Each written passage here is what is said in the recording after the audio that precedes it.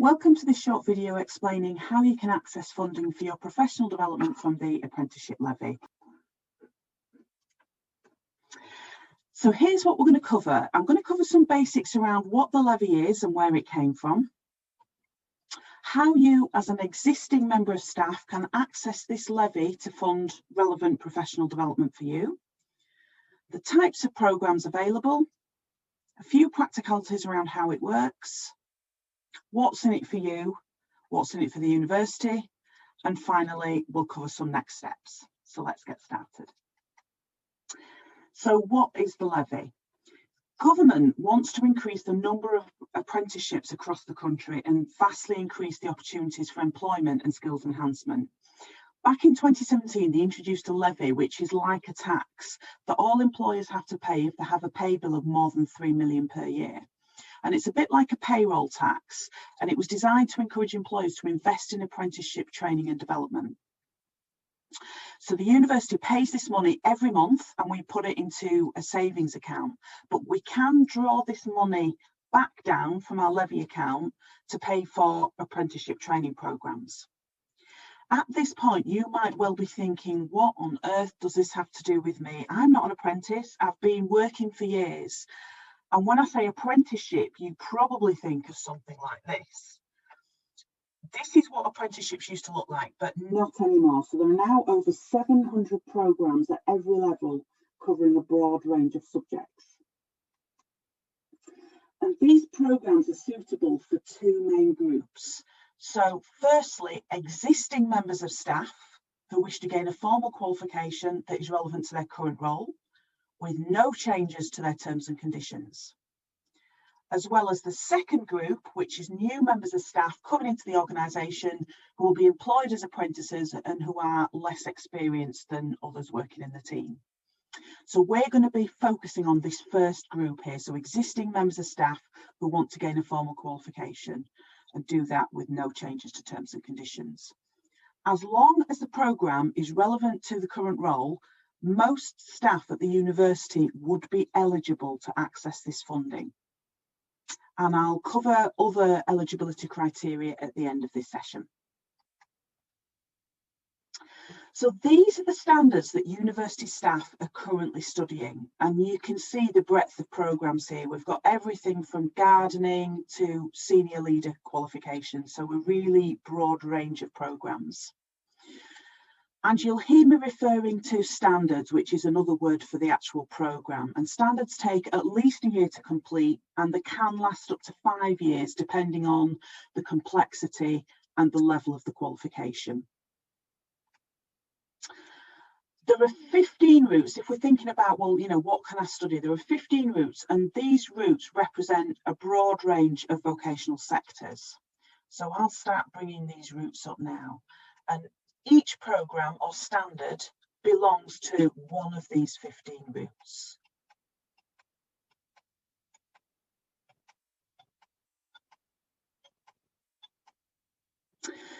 University staff work in almost every single one of these routes, with many in business and administration, but all of them really are represented with the exception of hair and beauty, which we don't have. So these are the sector routes, if you like, which represent all of the different standards.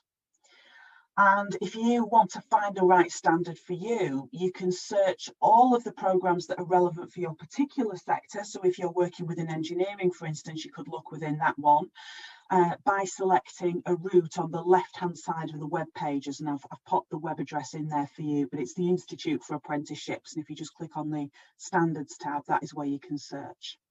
So you can look through the programs that are right, or the standards that are right for your sector, or you can just type in a keyword and see what's on offer when that comes up, such as administration or leadership. Remember though that it needs to be a standard that is aligned to your current role, because we've got to have that to be able to access the funding. You may notice when you're searching that each standard is aligned to a level, and these levels go from level 1 up to level 8, which is PhD equivalent. So many of you will be familiar with these levels already through your work at the university. They affiliate to the educational levels. So for instance, level 6 being degree level. But the level of the programme does not link directly into our grading or pay structure. So it's not that if you're a grade 4 or a grade 7, you look for that programme at that level. It's got nothing to do with that. So those are the different levels. So again, you can appreciate the breadth and the depth of the programmes that are on offer.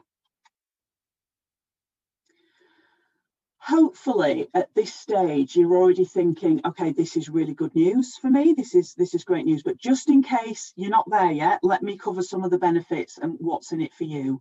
It's great news for you. It's also great news for the university.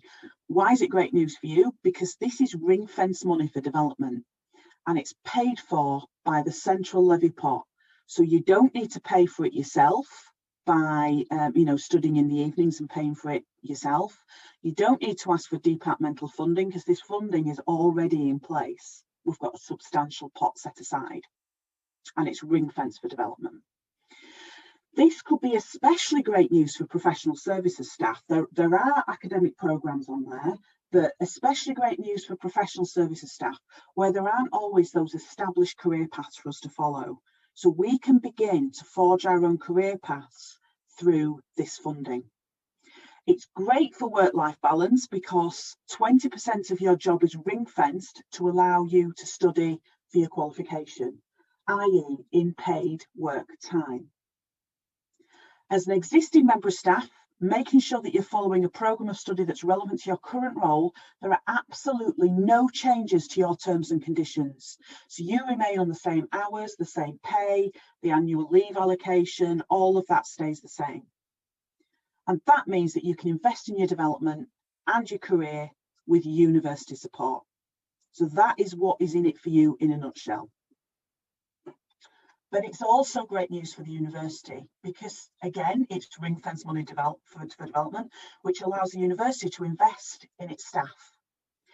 Because it's paid for by the central levy pot, this also frees up faculty or departmental development budgets, excuse me, and it means that we're drawing down more of our levy, which is underutilised. So we're utilising our finances in the most efficient and cost-effective way, which is, again, great in the times that we're in right now.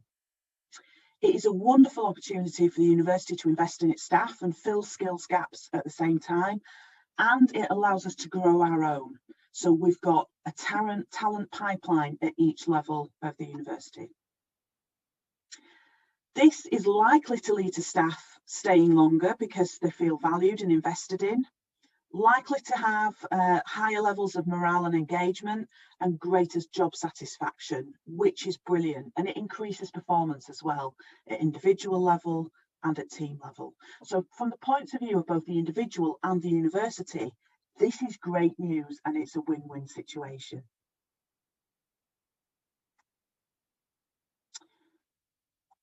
In terms of what it looks like in practical terms, you will spend 80% of your time doing the job in your usual place of work, whether that's the workplace or whether it's working from home. So 80% of your time doing the job in the way that you have ordinarily. The remaining 20% of your paid work time, you then spend learning the knowledge, skills and behaviours, so that purple bubble on there, that will underpin what you do in the workplace, and getting those knowledge, skills and behaviours or formally working towards them so that you can get the qualification.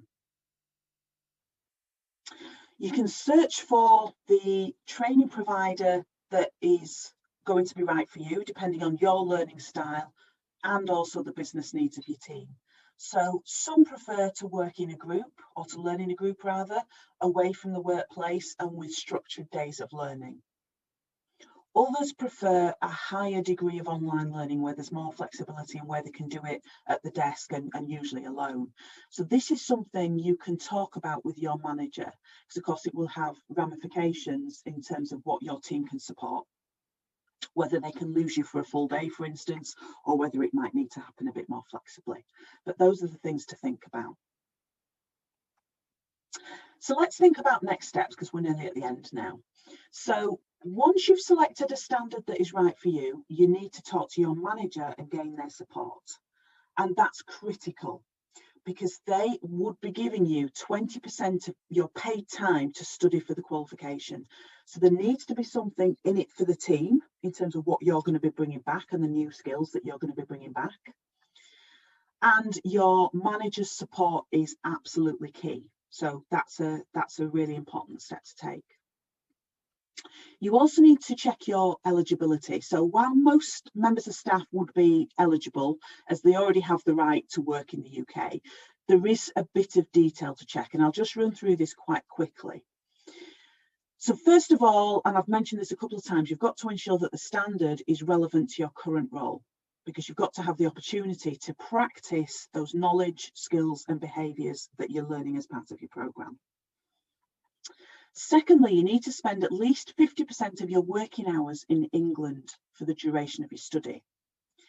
And this is because there are different apprenticeship rules in place for devolved nations. So you need to be England-based. You shouldn't already possess a qualification in a very similar subject at the same or at a higher level, but it's fine to have a qualification at a higher level in a completely different subject. That's fine. You also need to work at least 30 hours per week or be willing to study over a longer duration. And if you need to study over a longer duration, then what that will probably mean is that you need a more flexible training provider who can work with you on that. But you can check all eligibility, including Brexit implications, at the address on the screen. But if you head to gov.uk//guidance apprenticeship funding rules, you will find your way there, but the address is on the screen there. Once you've done that, you can fill out an application form which will be submitted to POD for approval. And as part of that, your manager also needs to sign off your application. So assuming your application is approved, POD will then work with you and your manager to find the right training provider for you so that you can study in a way that suits your learning style and working pattern.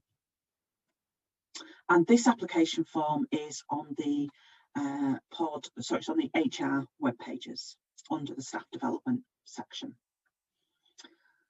So I hope this has proved useful, and maybe I'll hear from you soon. Thank you.